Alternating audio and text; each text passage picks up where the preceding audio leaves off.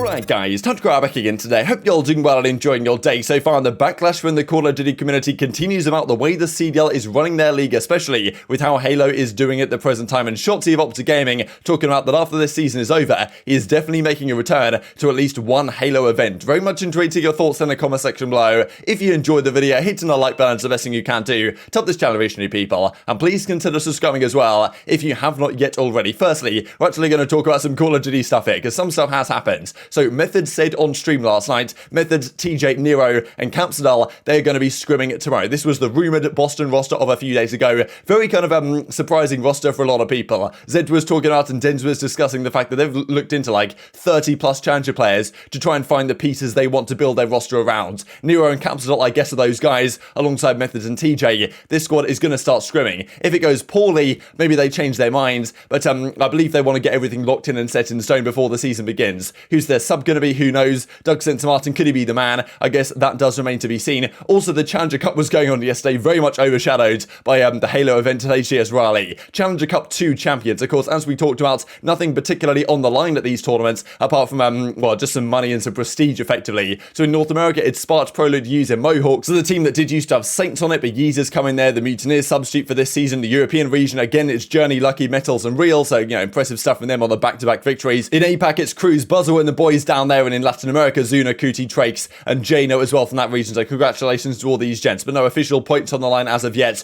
Just good practice, effectively. As we talked about Doug yesterday, kind of, well, people were saying, okay, you shouldn't really be breaking GAs, even if this is just a practice tournament, technically. As Doug goes on to say, terrible performance from the squad today. Placed 7th and 8th in the preseason cup number 2. We have to be better for the first real tournament in 3 weeks' time. Back to the lab we go. So the Christmas break for these guys, I guess, then coming back for the new year with, well, hitting hard, you would imagine, going into the new season to see if they can do particularly well. We shall see on this front, of course. But also, just given we're talking about Vanguard, there also was this that Crone noticed yesterday. Aim assist apparently toggles on and off when engaging a player with cold-blooded on. So not sure how this is even possible. In fairness, like Cellium have added it to the list of things they're investigating and, you know, known issues. But yeah, apparently, like, aim assist can just disappear if someone's got cold-blooded on. So I don't really know what's going on there. Just another classic really here with Call of Duty Vanguard. But yeah, it's not like we're not used to that at this point. So just wanted to mention a few other things that were going on the timeline for the HCS Raleigh event last night. Just another couple of things that really have got the Call of Duty community to the point of, okay, hang on a second, why aren't we getting this type of stuff? Because Halo, understandably, ticking all the boxes right now. As Adam Apicella says, HCS just added 100k to the event from crowdfunding. Amazing stuff. So anyone, I'm pretty sure, who bought any of like the team skins and weapon camos and stuff like that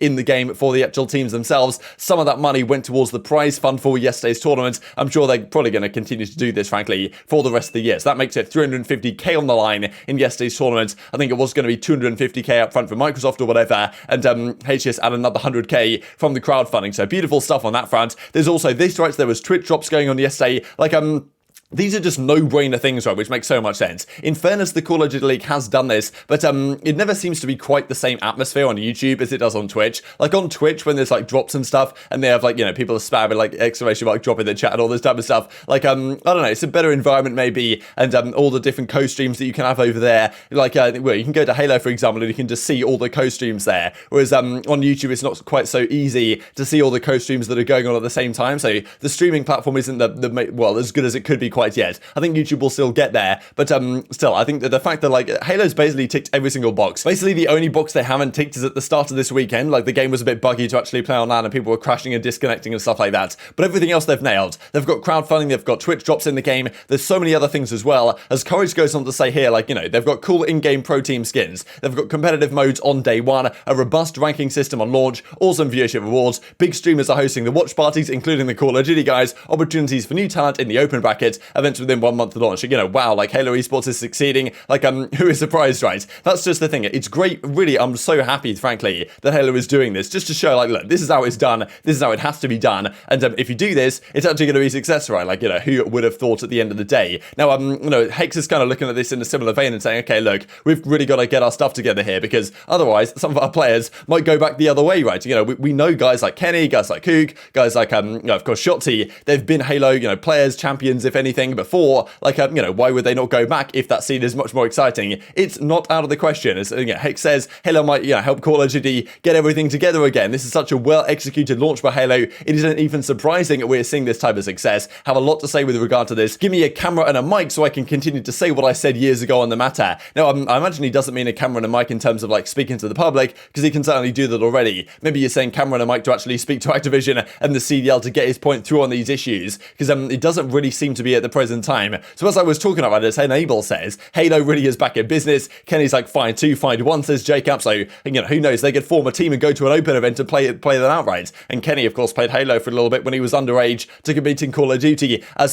quite a few pro players actually did before they came back into COD when they turned 18. For example, Kenny in the World War II days, and similar story with Huke actually. So, you know, some players might be considering this, and Shotzzy definitely is considering this. So a clip came out from his stream a couple of days ago, watching the Halo event, saying, okay, look, yes, he did also say on the eavesdrop recently that, you know, he's really happy with Call of Duty and the way he's playing it right now and enjoying it, and found a good spot that he really does enjoy playing Call of Duty, and, you know, loves being on the main stage, all this type of stuff. But he does also say after this that, like, look, after the season ends for Call of Duty in like September time, we imagine it's probably going to end once again. Like, the Halo World Championship is in October, so he could legitimately just quit Call of Duty, go and play Halo for the next couple of months, grind that out, go to the World Championship and see what happens, right? And if he really enjoys that, who knows if he even returns. As well for Na'Vi, both flags are going to be out. Bro, just know this. Returned here, yep. And man, oh man, this is great for Na'Vi thus far. I'm playing at Halo Champs. I mean deadass. Really strong, whether it's a coordinated cap where they have control and they push I'm literally playing at Halo Champs. or when it's a scrappy time. And you guys probably think I'm trolling it, and you're probably saying like how, but I literally am. We're fine with trading flag poles. Let's try it. 4 down for Na'Vi. This is where I'm literally, this is my plan. I'm playing COD. Strictly COD. I'm not playing Halo at all this entire season. Strictly COD. January through, when is the last event? Around June, August, around there, right? Let's just say August. I'm not really sure if it is August, but let's just say, right? Boom. August to October. That's like 2 months, right?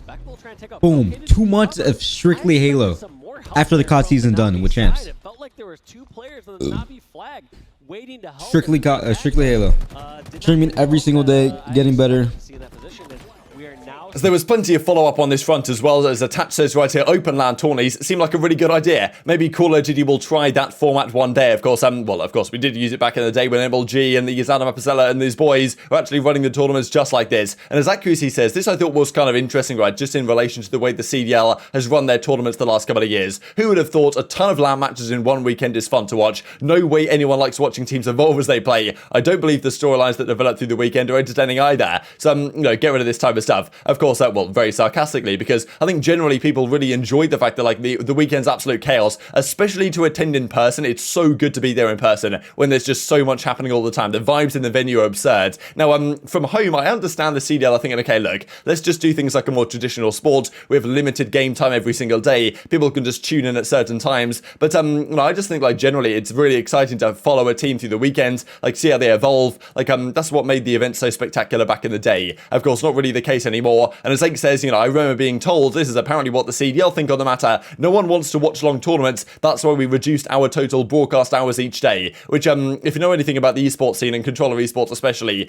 that is just straight up not the case. So, you know, Halo once again doing it right. There was also some further follow-up to this, right? Because, you know, Dashy's like, kind of faded, bro. Yeah, it probably wouldn't work, right? Like, yeah, probably not a good idea, even though, obviously it's worked so well in Call of Duty in the past and in Halo at the moment. So, you know, I just wish we could get there back at some point. And I think, Ace was making a good point, frankly, on the flank a couple of days ago, saying that, look, the Call of Duty League will probably eventually get there. We'll probably eventually realize, okay, actually, this is a good idea. And maybe in a few years' time, they'll do it. But by then, it might be way too late for the Call of Duty scene, which I think is the concern for a lot of people, that everything is just so slow, right? They adapt, they update. It seems like the format that they've kind of changed and the tweaks that they've made for the CDL this year are taking things slightly closer to what we used to have back in the day. But it's going to take way too long to get there, you could argue, that for Call of Duty to actually reach its potential as an esport. Like, and as Attach says, even in reply to Accuracy, playing online matches to qualify for LANs is way better than what Halo are doing. Of course, it's not my personal favourite as a slasher, so yeah, lots of frustrations about this, but you know, it's good the way the players say it, like this, for example, where, you know, it's kind of, they say it in a sarcastic way so that they can't get fined, I guess, by the CDL. I imagine that's what these players are doing, if they're being smart about it. They can make their points by being sarcastic. I think it's pretty impressive stuff. Now, this is also what Slasher says, just with regard to pacing, right? Because he talked recently that he's not particularly confident that this year's Call of Duty is going to be good to watch, like from a competitive perspective, but also from a viewership perspective. The pacing of Halo respawn modes is so nice. They speed up, slow down, you can see what's going on, kind of like older Call of Duties. Must be boring. I'm slide cancelling, tax sprinting on bum cage. Cheers, he says. So that is generally the thing with it. You can see what's going on in Halo. You can see the fights as they're going down, where the teammates are setting up their attacks, like, you know, all this type of stuff going on. On Call of Duty, especially a map like Bocage, like,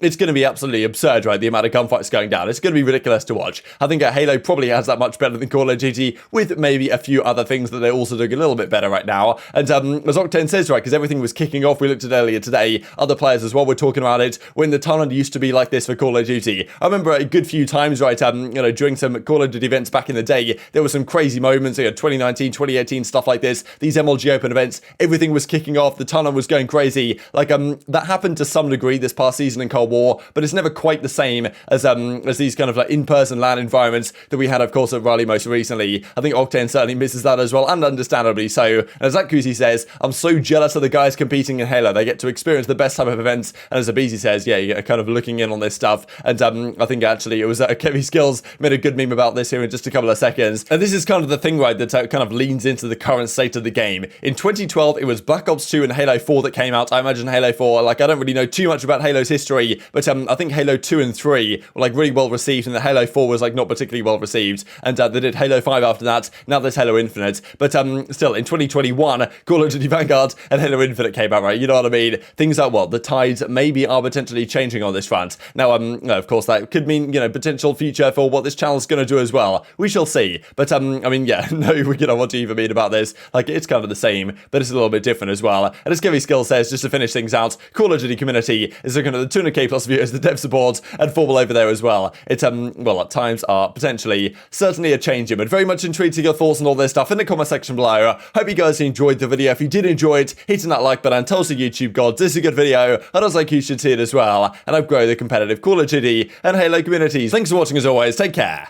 and I will see you next time.